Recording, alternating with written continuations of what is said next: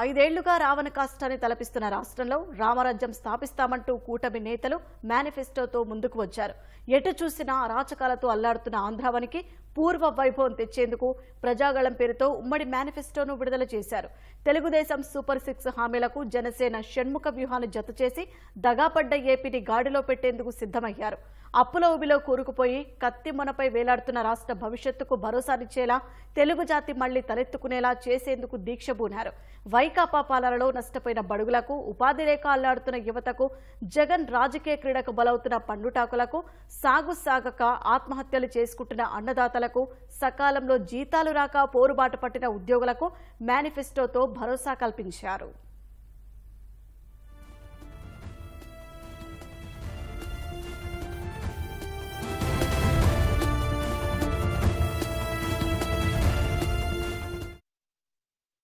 ప్రజల నేటి అవసరాలు తీర్చుతూ రేపటి ఆకాంక్షలు సాకారం చేస్తామనే థీమ్తో కూటమి మేనిఫెస్టో విడుదల చేసింది. తెలుగుదేశం సూపర్ 6, జనసేన షణ్ముఖ వ్యూహం కలగలిపి మేనిఫెస్టోను రూపొందించారు. అభివృద్ధి, సంక్షేమం, సామాజిక న్యాయం కోసం ప్రత్యేకంగా తీర్చిదిద్దారు. మహిళలు, యువతలపై వరాల జల్లు కురిపించారు. ముఖ్యంగా అతివల ఆర్థిక స్వావలంబనే లక్ష్యంగా సంకల్ప పత్రాన్ని విడుదల చేశారు.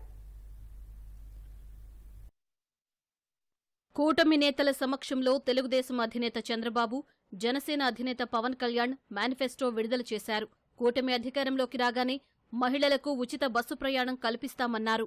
యువతకి 20 లక్షల ఉద్యోగాలు ఈ 5 సంవత్సరాల్లో, నెలకి మనకి 3,000 రూపాయలు నిరుద్యోగ భృతి, స్కూల్కి వెళ్లే ప్రతి విద్యార్థికి ఏడాదికి 15,000 రూపాయలు, ప్రతి రైతుకి ఏటా 20,000 ఆర్థిక సాయం, ప్రతి మహిళకి నెలకి 1,500 రూపాయలు, 19 సంవత్సరాల నుంచి 59 సంవత్సరాల వరకు, ప్రతి ఇంటికి ఏడాదికి ఉచితంగా 3 గ్యాస్ సిలిండర్లు, మహిళలకి ఉచిత బస్సు ప్రయాణం. యువత సంక్షేమమే ప్రధాన అజెండాగా మేనిఫెస్టో రూపొందించినట్లు చంద్రబాబు వెల్లడించారు.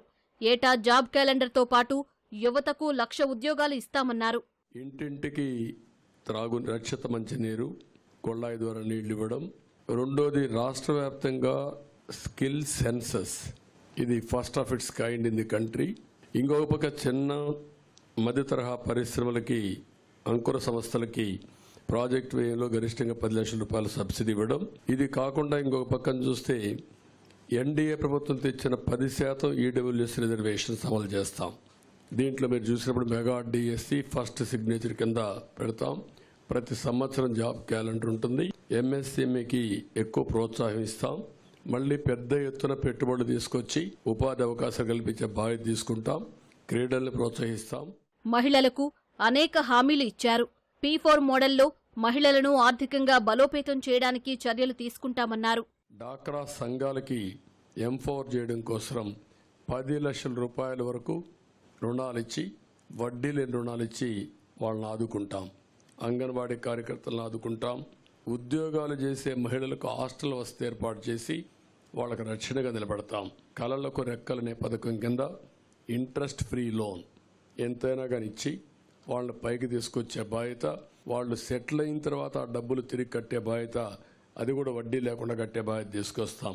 పండుగ కానుకలు, పెళ్లి కానుకలు నేను కొన్ని దీంట్లో పెట్టకపోయినా అన్నా క్యాంటీన్ ఇవన్నీ కూడా పునరుద్ధరిస్తాం. ఉద్యోగులకు 1వ తేదీన జీతాలు, మెరుగైన PRC అమలు చేస్తామని చంద్రబాబు హామీ ఇచ్చారు.